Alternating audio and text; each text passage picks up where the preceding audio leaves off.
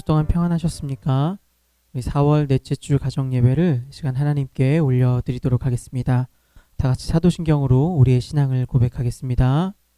전능하사 천지를 만드신 하나님 아버지를 내가 믿사오며 그 외아들 우리 주 예수 그리스도를 믿사오니 이는 성령으로 잉태하사 동정녀 마리에게 나시고 본디오 빌라도에게 고난을 받으사 십자가에 못 박혀 죽으시고 장사한 지 사흘 만에 죽은 자 가운데서 다시 살아나시며 하늘에 오르사 전능하신 하나님 우편에 앉아 계시다가 저리로서 산자와 죽은 자를 심판하러 오시리라. 성령을 믿사오며 거룩한 공예와 성도가 서로 교통하는 것과 죄를 사하여 주시는 것과 몸이 다시 사는 것과 영원히 사는 것을 믿사옵나이다. 아멘. 함께 찬양하도록 하겠습니다. 찬송가 304장 그 크신 하나님의 사랑 함께 찬양하겠습니다.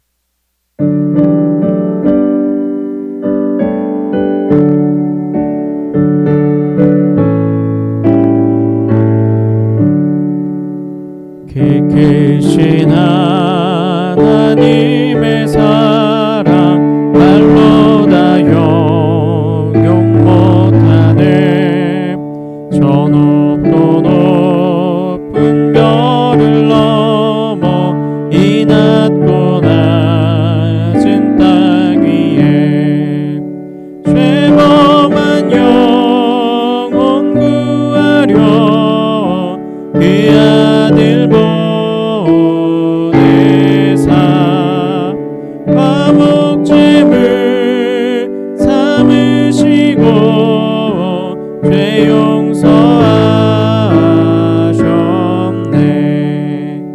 하나님 크신 사랑은 증량 다 못하네. 영원히 변치 않는 사랑 성도여 찬양하세.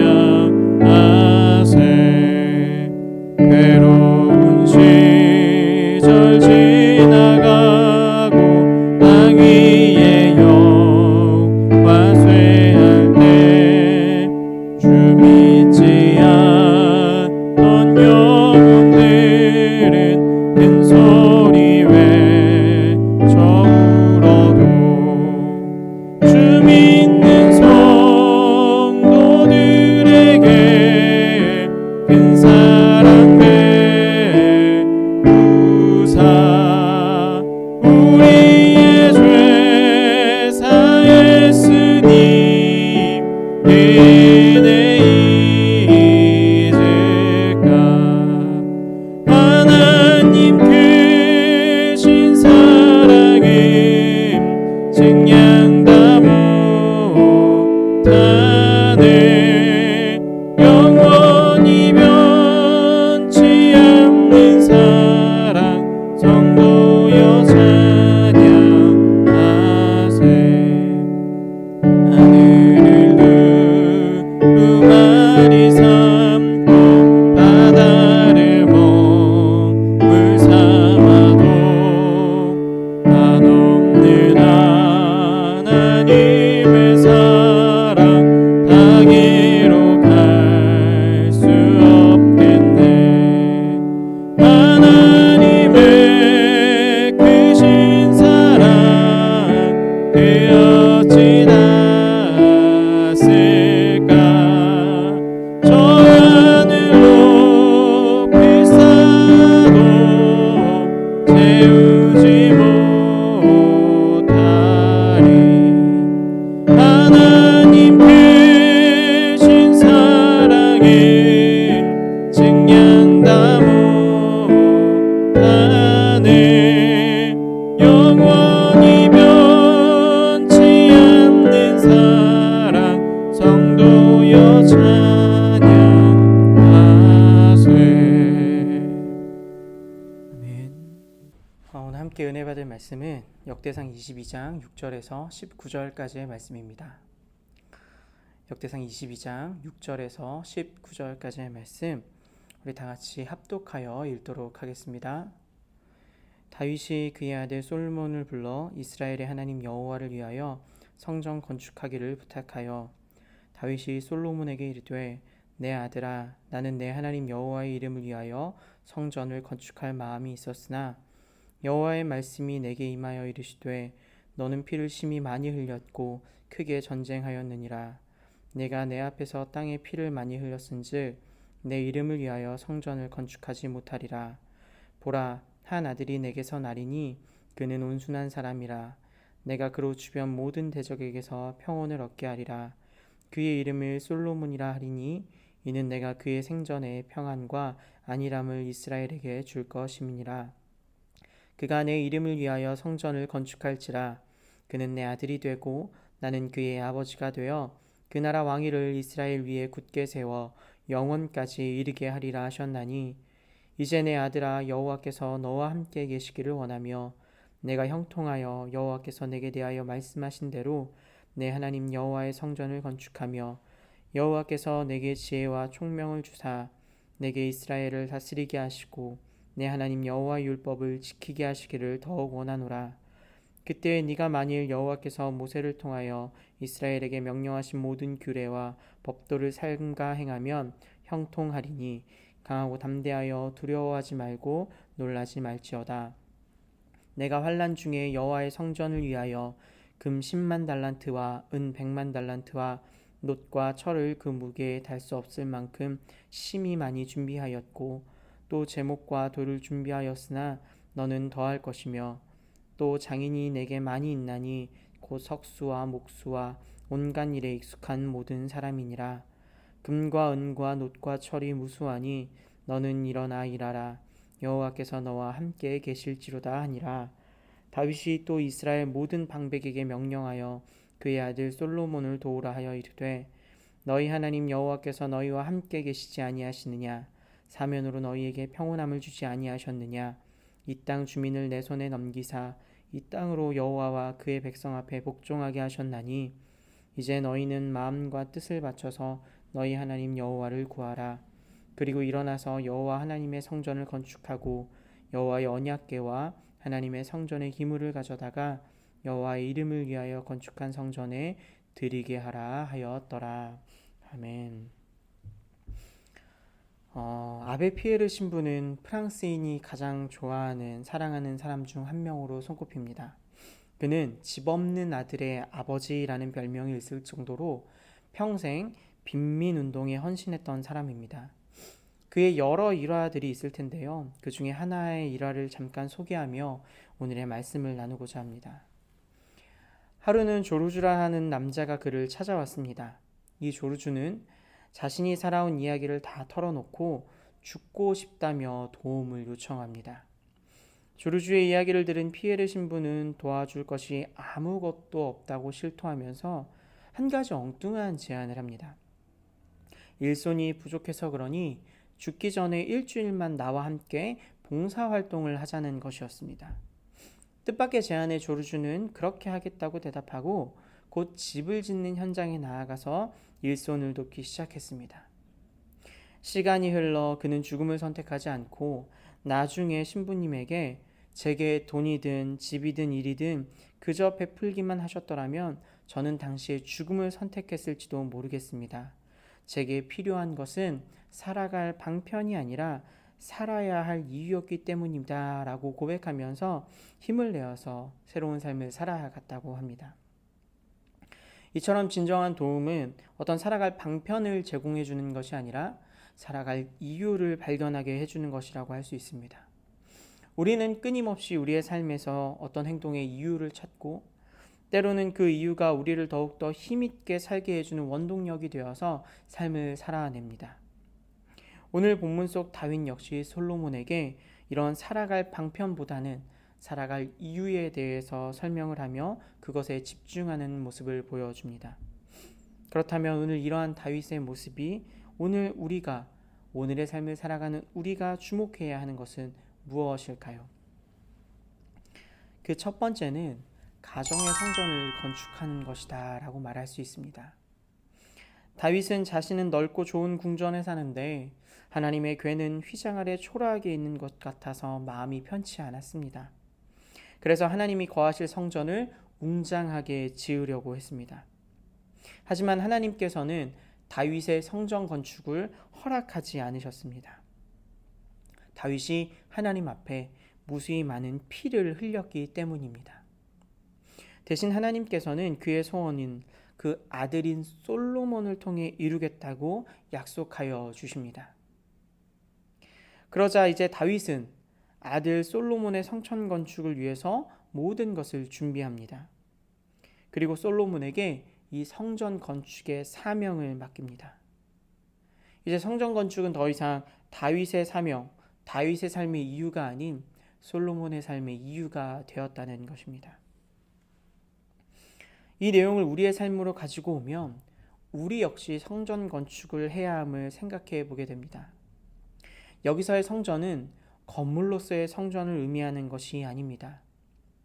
우리의 가정, 즉 하나님이 우리 가운데 허락하신 그 성전, 그 가정을 의미하는 것입니다. 하나님께서는 우리 모두 가정이라는 이름의 성전을 사모하면서 그 성전에서 예배하며 그 무너진 성전을 재건하기를 원하십니다.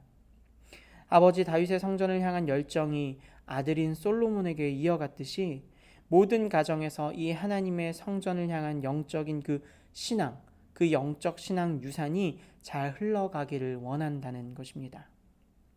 특별히 오늘 이 시간 우리가 함께 나누고 있는 이 가정 예배 역시 우리 가정의 영적 성전을 건축하는데 귀한 시간이 될 줄을 믿습니다.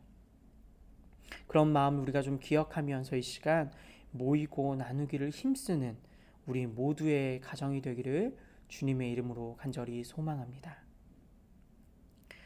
계속해서 살펴볼 두 번째 메시지는 우리는 형통한 삶을 살아야 한다라는 것입니다. 이 성전은 형통한 사람만이 지을 수 있습니다. 삶이 불안정하고 불안하며 아픔과 고통의 연속이라면 성전을 지어 나갈 수 없을 것입니다. 다윗은 솔로몬이 형통한 삶을 살아감으로 하나님의 성전 건축하기를 원하였습니다. 여기서 말하는 형통이란 단순히 삶이 부유하고 무엇인가를 많이 가졌고 누리는 삶이 아니라 바로 하나님이 명령하신 모든 규례와 그 법도를 지켜 하나님의 말씀에 순종하여 따르는 삶을 의미하는 것입니다. 오늘 본문의 18절의 말씀처럼 하나님께서 함께 하시면 우리는 사면으로 평온함을 얻고 누리게 됩니다. 다윗은 성전에 임재하신 하나님의 그 바른 관계 안에 있을 때 형통한 삶이 무엇이며 형통한 삶이 가능하다라는 사실을 깨달았습니다. 이처럼 우리들의 형통함 역시 어떤 원하는 것을 얻고 소유하는 것을 얻고 마음에 품은 일이 현실에서 이루어지는 것만이 형통이 아님을 기억해야 할 것입니다. 성도의 형통은 하나님과 함께하는 것입니다. 마치 요셉의 인생에 억울한 누명을 뒤집어쓰고 죄수가 되어 감옥에 갇혔을 때에도 그 삶이 형통하다고 말했던 것처럼 하나님이 나와 함께 하심을 기억하고 살아내는 것이 형통인 줄을 믿습니다. 요셉은 어울리지 않는 그 감옥에 있을 때 형통하다고 고백합니다. 그는 감옥에서 하나님이 나와 함께 하시다라는 것을 경험했기 때문입니다. 다시 한번 말씀드리겠습니다. 하나님과 함께하는 것이 형통의 삶입니다. 바라기는 우리의 삶에 이 하나님과 함께하는 형통의 삶을 살아가는 우리의 모든 가정이 되기를 주님의 이름으로 간절히 소망합니다. 말씀을 정리하겠습니다. 성전 건축은 하나님과의 관계를 바르게 하는 시작이라고 이야기할 수 있습니다.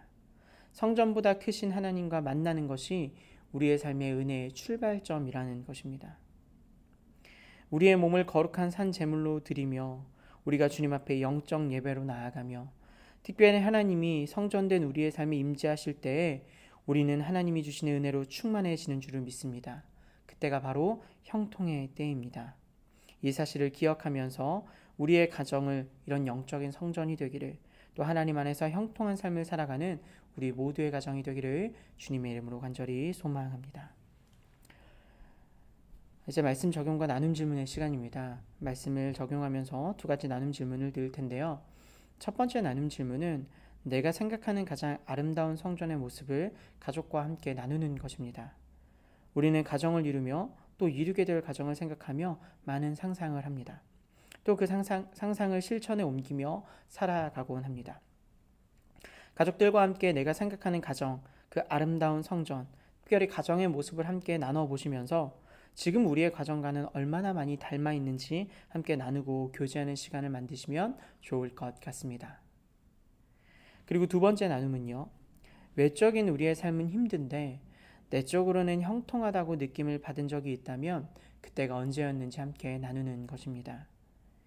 우리가 자주 부르는 찬양, 누군가 널 위해 기도하네 라는 찬양의 가사에는 이런 부분이 있습니다. 누군가 널 위하여 누군가 기도하네. 내가 홀로 외로워서 마음이 무너질 때 누군가 널 위해 기도하네. 이처럼 여러 이유로 외적인 내 삶이 힘들 때에 누군가 나를 위해 기도하고 있음을 기억한다면 우리는 다시 힘을 낼 수 있는 귀한 계기가 되는 것을 경험합니다. 그래서 이 시간에는 나를 향한 누군가의 기도, 특별히 가족이라면 그 기도의 내용과 상황을 함께 나눠보시면서 나의 외적인 삶은 힘들지만 내적으로는 형통하다고 느꼈던 그 순간의 은혜를 함께 누리시면 좋을 것 같습니다. 그리고 이 두 가지 질문을 영상을 보신 이후에 꼭 가족과 함께 나누시면서요. 오늘 말씀을 다시 한번 마음밭에 새기고 우리의 삶에 적용하여서 한 걸음 더 주님 앞에 나아가는 우리 모두의 가정이 되기를 주님의 이름으로 간절히 소망합니다. 함께 기도하도록 하겠습니다. 사랑이 많으신 하나님 아버지 감사합니다. 우리 가정이 이 땅에서 살아가는 이유가 오직 하나님께 영광이 되는 삶인 줄을 믿습니다. 특별히 성전을 가까이 하며 성전에서 하나님 예배하기를 기뻐하는 우리 가정 되게 하여 주시고 우리의 가정이 그러한 하나님의 아름다운 영적 성전, 그 영적인 성전의 신앙을 유지하는 이어나가는 가정 되게 하여 주시고 우리의 삶이 외롭고 힘들지라도 우리와 늘 함께 하셔서 우리를 형통케 하시는 그 하나님 붙들고 살아가는 우리가 되게 하여 주시옵소서. 감사드리며 살아계신 예수 그리스도의 이름으로 기도합니다. 아멘. 우리 함께 찬양하도록 하겠습니다. 찬송가 559장 사철의 봄바라 불어있고 함께 찬양하겠습니다.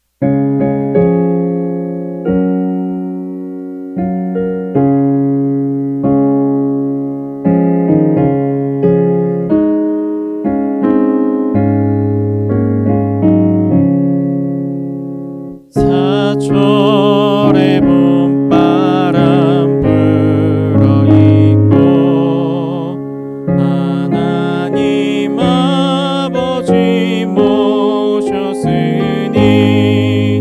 믿음의 반석도 든든하다. 우리 집 즐거운 동산이라. 고마워라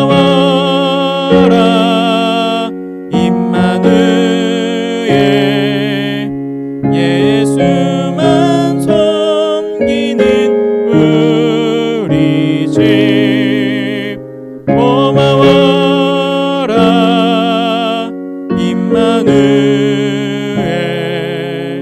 못 빼고 즐거운 하루하루. 어버이 우리를 보이시고 동기들 사랑에 뭉쳐있고 기쁨과 소름도 같이 하니 한간의 조가도 천국이라. 고마워라 임마누엘 예수만 섬기는 우리 집. 고마워라 임마누엘 못 빼고 즐거운 하루하루. 아침과 저녁에 수고하여